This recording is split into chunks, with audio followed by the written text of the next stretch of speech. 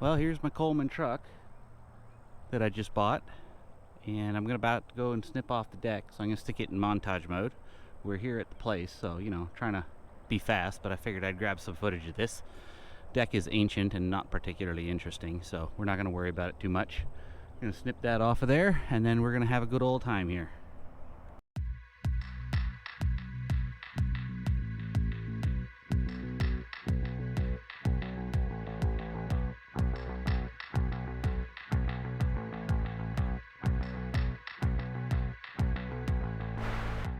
All right, made it back to the house. That was a brutal load.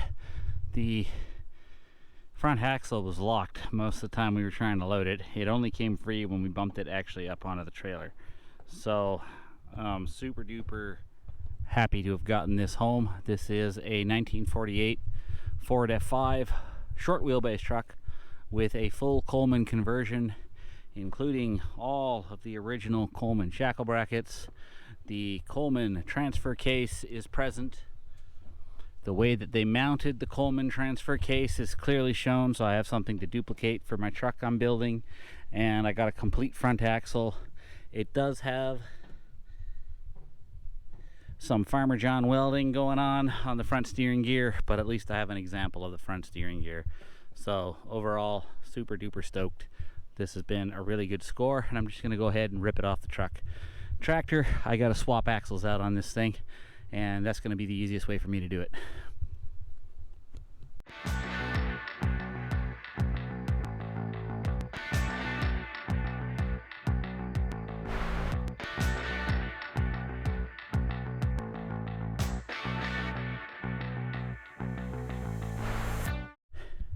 Well, I'm gonna say it came off better than it went on. All four wheels are turning now. It's still a lot of work. The rubber's very stiff, but super duper happy about that being done. And then tomorrow we'll be pulling axles out from under this thing. I want to keep the F5 axles, the Timken style vertical split banjo housing axles here. I have a split axle off of 47 that I'm going to put on the back, and that should let us do what we need to do. And then I have a 49 front axle, complete front axle assembly I'm going to drop onto it. And kind of the goal here is to pull all of the Coleman parts off and get them into the garage so that we can be slowly rebuilding the chassis that I have. Although this chassis has a shorter wheelbase, the actual chassis that I'm restoring is a better choice, because my chassis has a double chassis. This one, being a short wheelbase truck, only has a single chassis.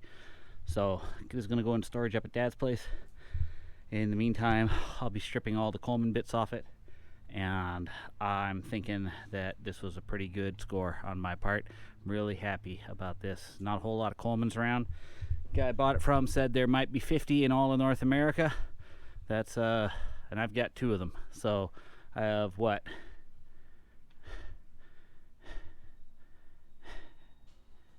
I don't know, like 4% of the inventory. It's not bad. That's pretty cool. Anyway, I'm pretty beat, and I've got to run off to do something else. So until tomorrow, this is where it's going to sit.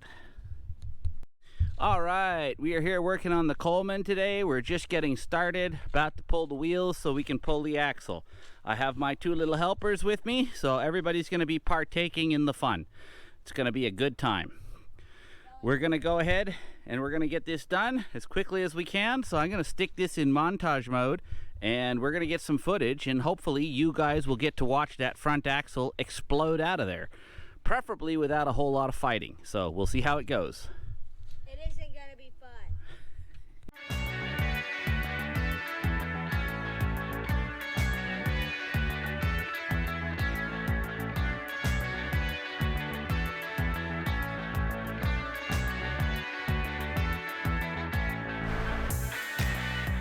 All right, we have absolutely everything unhooked for the front axle. The only thing holding it on now are the 4 pins on the spring hangers. So we're going to pause on that for the second, and we're going to transition to getting the transfer case out of this truck. Justin here is going to help me, but we're going to pull that transfer case. All right, Justin, why don't you do a record? So, here Talk is... into the microphone. You gotta talk into the microphone. No, other way around. Turn it around. Other way. Like that? Turn it around. Alright. Yeah, you gotta put your mouth near the microphone, buddy. Oh. So, hello y'all. We're working on my Daddy Claus's, whatever this is called again. It's called a Coleman. Coleman truck. A Coleman truck. And a big one too. And as you can see here,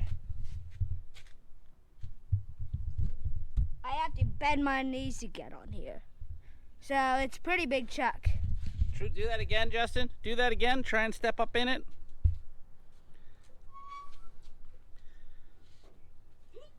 This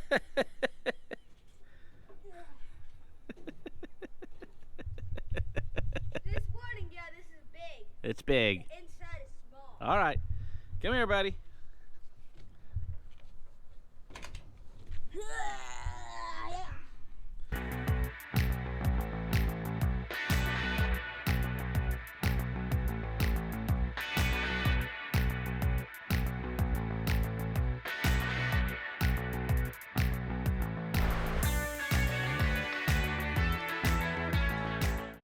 All right, we are at the point where the transfer case is out and we're about to pull the front axle.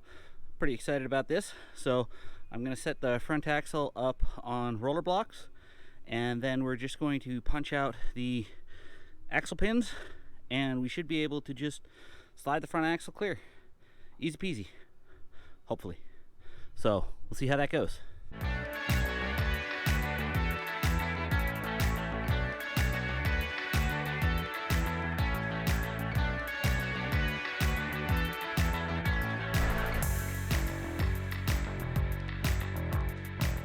There we go. Both pieces out. I just cleared a space inside the garage.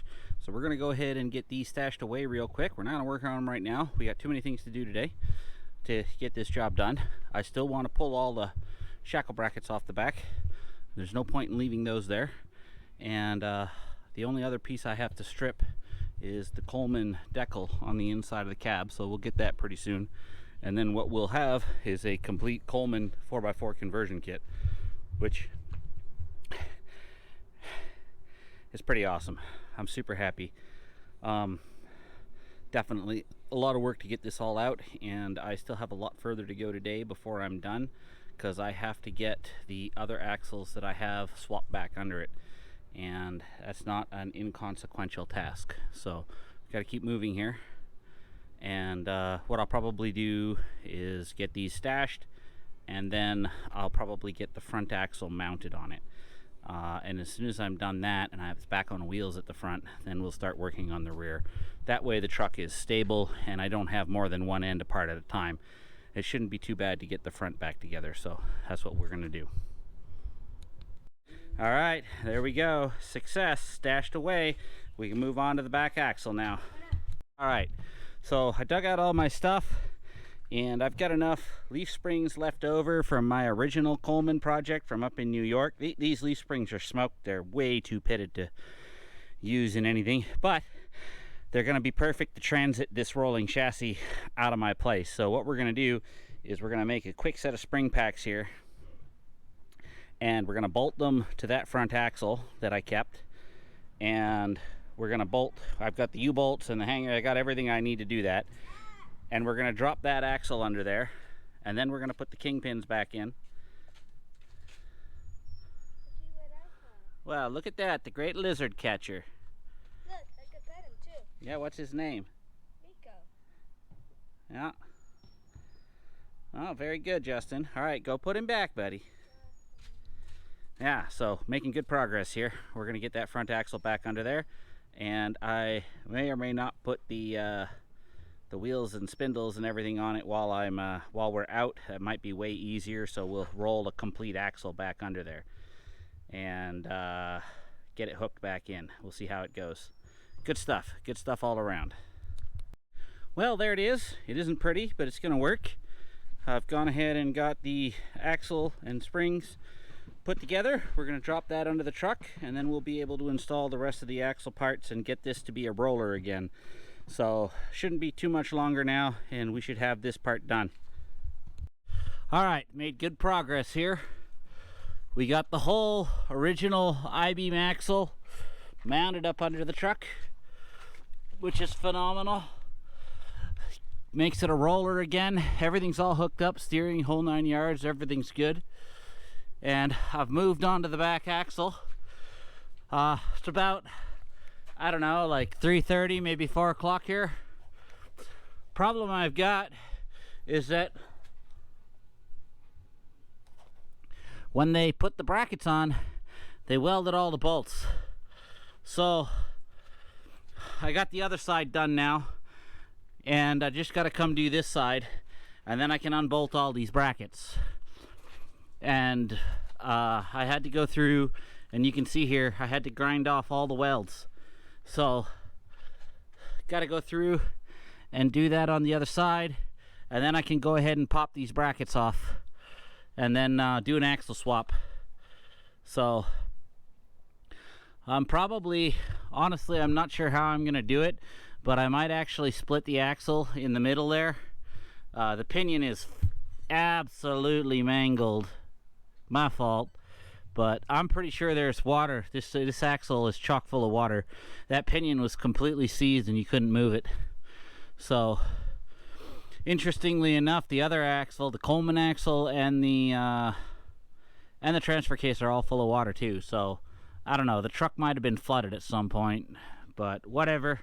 The parts are still good. We'll carry on and we'll get this done.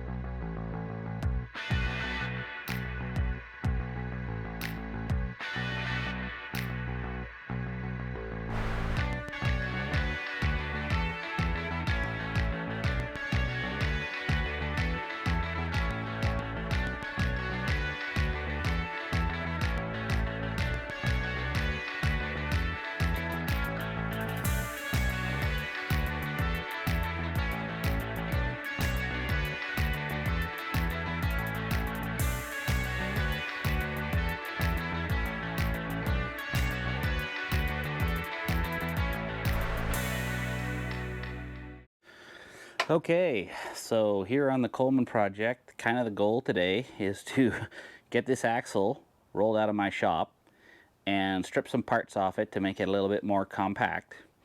Definitely need to get some pieces pulled so that we can start reproducing new steering components. And as a secondary issue, I had a little accident with my powder coating oven, and I unfortunately smashed the front glass on it into a million pieces, so we also have to go through and clean all that up. But I'm in a situation where I really want to get, you can kind of see it over here under the transfer case,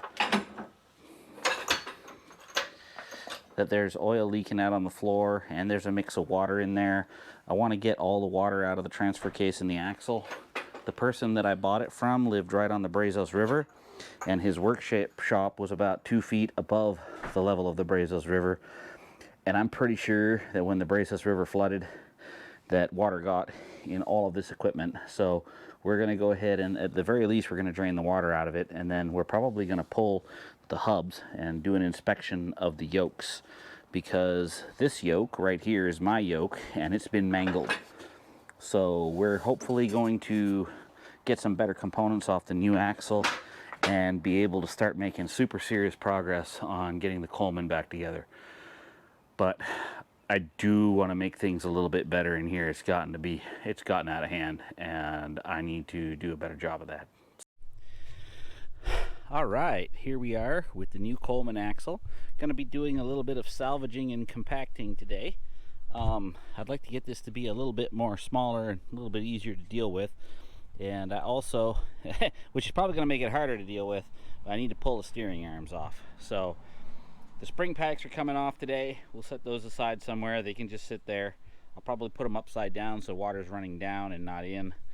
And definitely be salvaging the bolts go ahead and get some WD-40 on everything, and I want to pull both outer hub covers off the assemblies because I want to evaluate the yokes. My old yoke is here. It is in a very sad way, which is why, like, you can see, I'm gonna see if I can get a good picture of this. You can see that that's flexing in a way that it shouldn't. This part's moving up and down a lot. That should be a direct hinge, so that means that this is all worn out.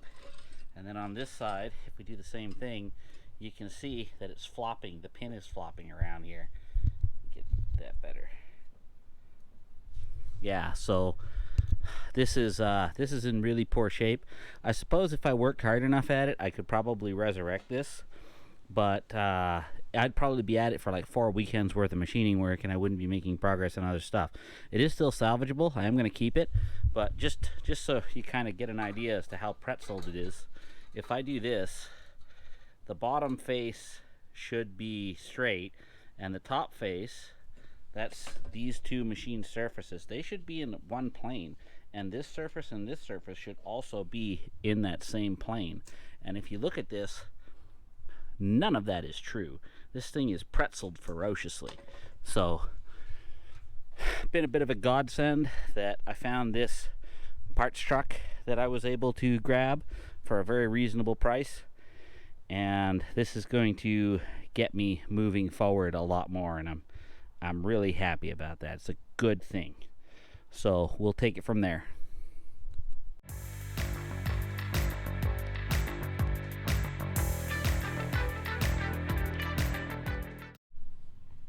All right, moment of truth here. We're about to pull the cover off.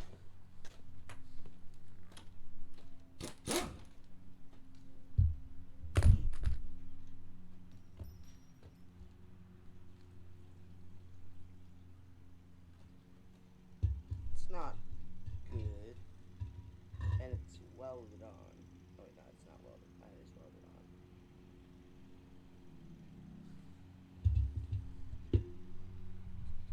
Yeah, it's still welded on. All right, well, could be worse, could be better. It's definitely not great. This axle has had, probably it's been flooded, seeing as it was parked up by the Brazos River.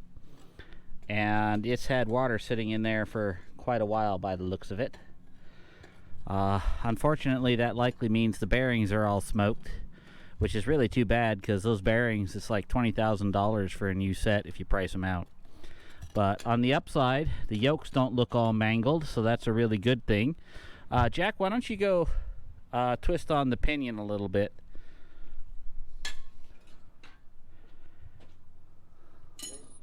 Yeah.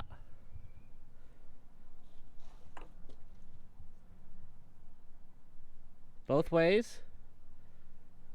Don't go that way, it only goes this way. Well, the bushings are pretty wore, it looks like. But, I'm not liking that this one's... Oh, no, it's just broken off. That's lovely. I just cut myself on that. Wonderful. That one's busted off. I don't know where the head of it is. Is it down in here? Doesn't look like it. Mystery substance. Well, that's a part of a broken weld. So it looks like no matter what, people are having trouble keeping the bolts in these things, which I think is interesting.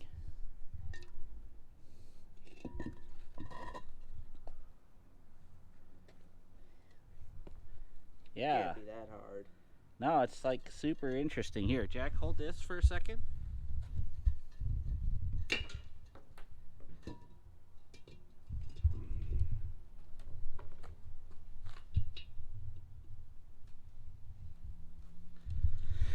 Yeah, well, apparently it's really hard to keep the wheel studs in these things. That's crazy. You gonna weld yours on? No, definitely not. They're just gonna crack. Those are high alloy wheel studs. I don't know what we're gonna do, but we aren't gonna weld them. We might still have to do weld repairs, even with this new axle. but these are a lot better than the other ones I had. So that's a positive thing by far. Happy about that part at least. These are in better shape, although they're still not great. Let's pop the one off the other side and see what it looks like. Hopefully we get 2 good power yokes out of this. But yeah, it's not great. Both of yours have been packaged. Alright, so doing a little bit of evaluations here. I can move this about a 1/16 of an inch. So I'm probably going to end up shimming this, I think, is what I'll do. That's not world ending. It's not great either, but it's not world ending. And then there's actually quite a lot of flog wear in the bushings. You can see I'm lifting it up and down here. But these have oil-light bushings in them that are replaceable. So that actually should be okay. The good news is that it doesn't look like it's all bent out of shape. It's just worn. And I can deal with bent out of shape much more easily than I can deal with wear. So I think I'm okay with that. Yeah. So that's still way better than my pretzel-shaped one.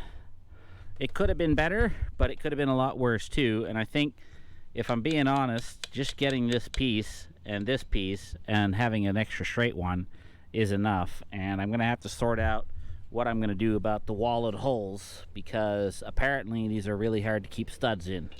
But that's a separate problem, and we'll deal with that separately. Alright, we're just going to go ahead and zip off the other side and give it a look-see at the same time here.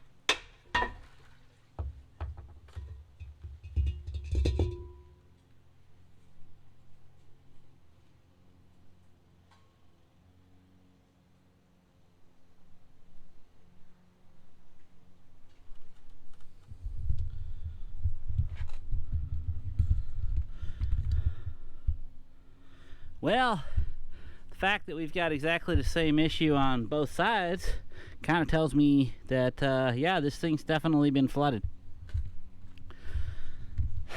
And I know for a fact we got water in the center, because water was leaking out of the pinion seal when we brought it home and we had it tilted. So, yeah, flood damage. Now, it's going to be really interesting to see. I think what I'm going to have to do is go ahead and get the axles off. I think I'd love to inspect the wheel bearings, but I'm pretty sure that they're going to be smoked, unfortunately. Yeah. But still, you know, some of this is in really good shape, and it does not look like it's bent at all. So that, as far as I'm concerned, is a really big positive for this axle. So we'll see how flogged it is, and we'll go from there. But at the very least, I got 2 good power yokes out of this and 2 good clevises. Should be in good shape for my project. And honestly, there's enough here that if I wanted to, I could probably restore this. Interesting, there's no gasket there. Wonder if that's how it's supposed to be. Hard to say. The other thing is, You know, I'm making up my own wheel centers for my wheels, and I'm thinking that I actually may be very, very well served by making these wheels hub pilot instead of stud pilot. There's plenty of hub there to grab onto. I'll just measure that, and maybe I'll just have these wheels pilot off the hubs instead of using the studs for the centering of the wheel. I think that's definitely hurting the situation. But overall, very happy. I'm going to go ahead and drop the bolts back in here, drop this back on, and we'll go from there.